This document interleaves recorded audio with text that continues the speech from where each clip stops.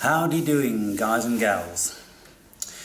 I'm going to be speaking about organic portals, NPCs, automated human beings, non-human beings, husks, sheeple. There's many a term that people are using these days and have been for a long, long time. And so let me begin then with why I'm speaking about this particular subject. During this past 5 years of my crash course on personal development and insight into what it is to be a real human being, it became increasingly very difficult for me to oversee the great differences in the so-called human being. In the early stages of the first 3 years, I had a high level of frustration because I discerned that I couldn't in actual fact reach the vast majority of these so-called humans. And I used to bang my hands on the table and I used to rant incessantly. And over this past 5 years, I've tried many an avenue to try to see if I can reach the real human being, the real spirited human being. And now, finally, having been making videos about such things and speculating that I didn't think that everybody was the same, that we have different varieties of spirit within us, even numerous amounts of spirits within us. And so, because I've been vocalizing this and I've been speaking to you guys about it, you have been sending me information and we've been conversing about this particular subject, and we've come together now with the assumption, with the deep consideration that it is in actual fact true that not everybody is human here in this dimension. Where they come from, what variety of spirit, soul they have, is open for anybody's speculation.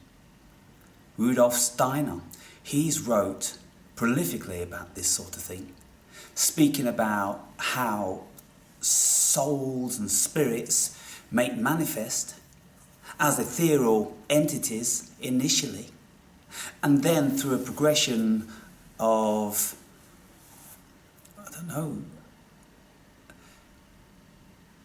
a progression of evolution, maybe. Ultimately, they end up in a human form.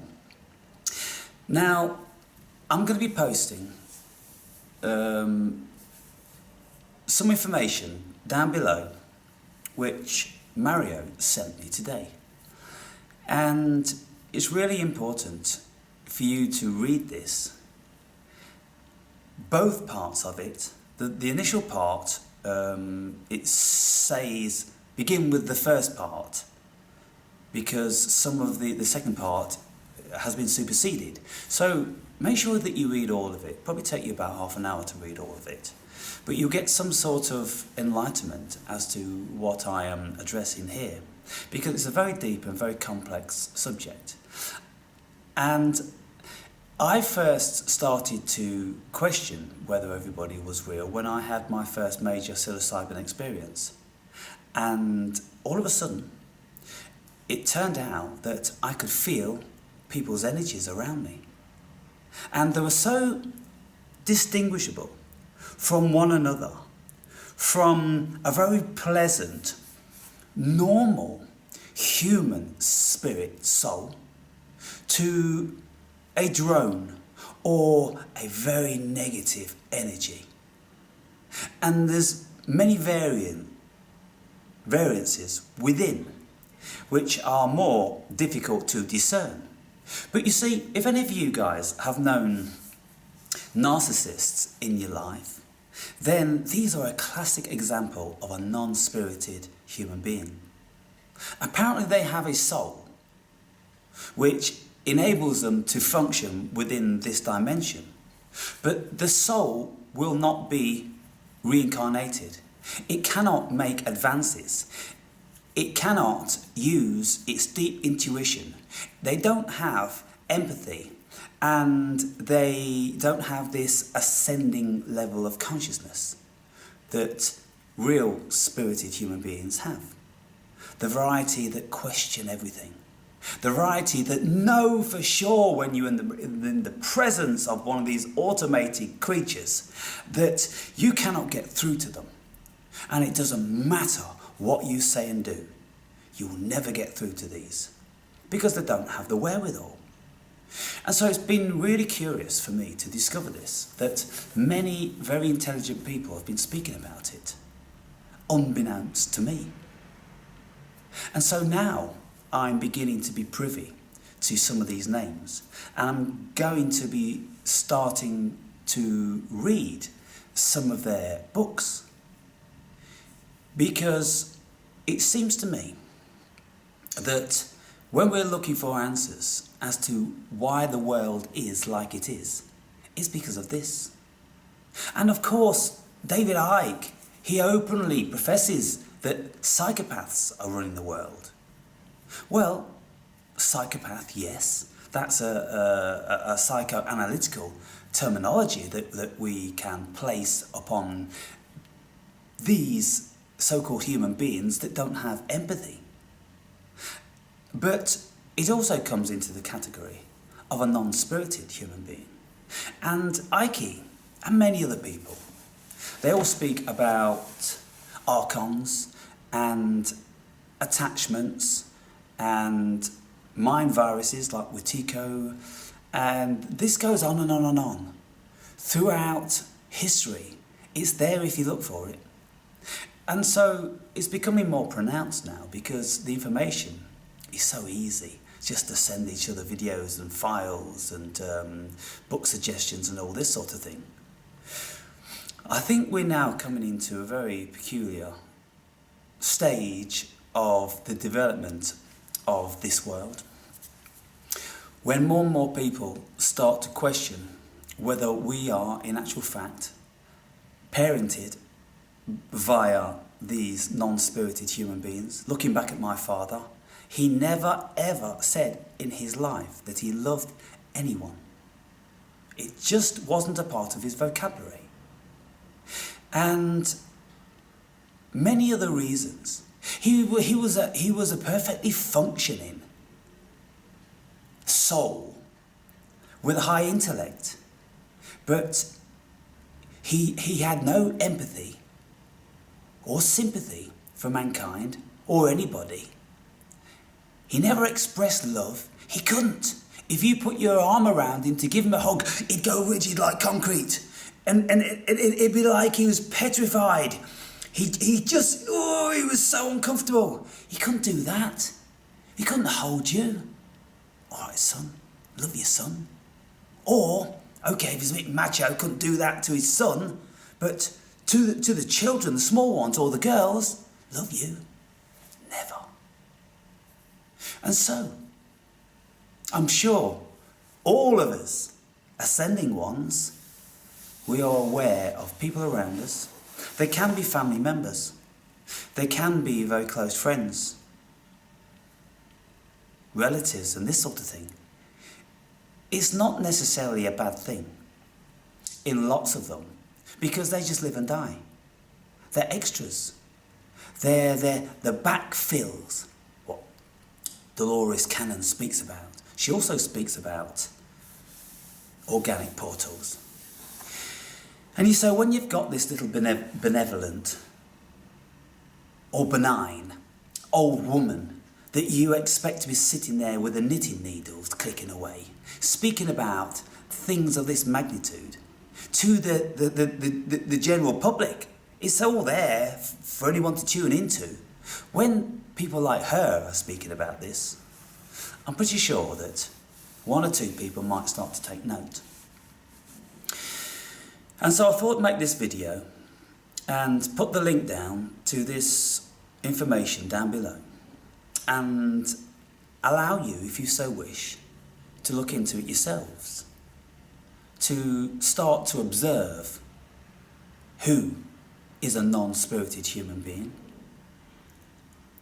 Now, of course, any of you that have had bad experiences with people on an ongoing basis, and they just can't rationalise, and they don't have any empathy, they are narcissistic or sociopaths or psychopaths, these variety of people guaranteed are non-spirited human beings.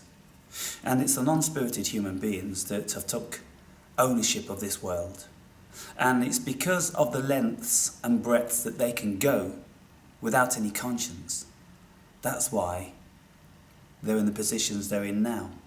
And because the spirited human beings, we have empathy, compassion, and a high level of cognizant ability, we try to find a rationalization for certain behaviors within the human psychological parameters of psychoanalysis.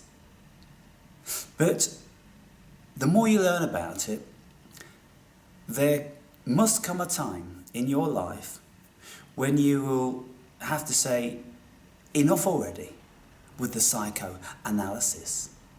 With assuming that we are all human beings, it's just that some of us are bad machines.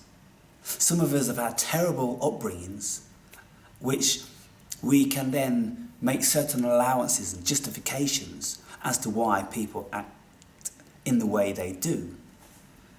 But what I'm saying now, what I'm suggesting now is, people, that these allowances shouldn't be made. We should look with different eyes at the world about us now.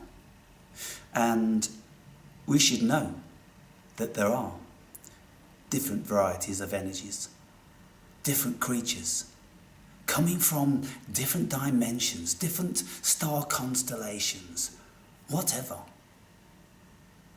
They've all come on holiday to have the human experience from all over the cosmos.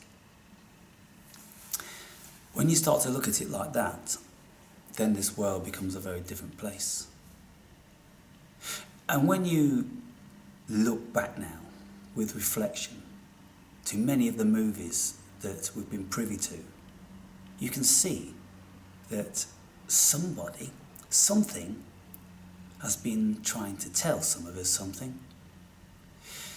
And I can't help thinking that this information has to be given to us, because it's one of the laws within the Kabbalah that they have to provide us with all the information, with all of the things that they're carrying out, with all of the projects that they've got in mind for this world, this dimension.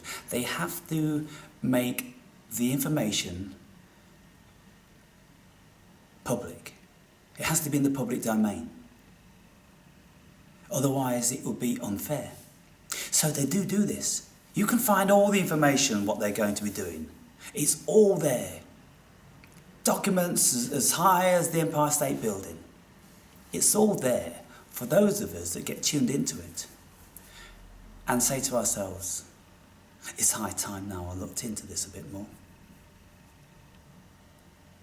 And when we do this, we step up one more rung on the ladder of ascension, with the acquisition of knowledge, with the equipping and furnishing of our spirit with this information, with the vibration that pertains to it. Because all this information, what these entities are doing, pertains to a very high echelon of knowledge. I wonder if we could say wisdom. I'm not sure whether we could conjoin wisdom with that knowledge. But if we, spirited human beings, are in receipt of that knowledge, then for sure we will gain wisdom. And so then, people, it's not necessary to feel out of sorts with yourself about this, to feel afraid in any shape or form, because it's always been here, and it always will be here. It's just a case of, will we always be here? Or will we ascend sufficiently enough never to come back to this present planet, which is apparently the lowest vibration in the whole cosmos? If we can make it here, we can make it anywhere. So, if any of you would like to engage with me on this subject in a Zoom conversation, I look forward to hearing from you.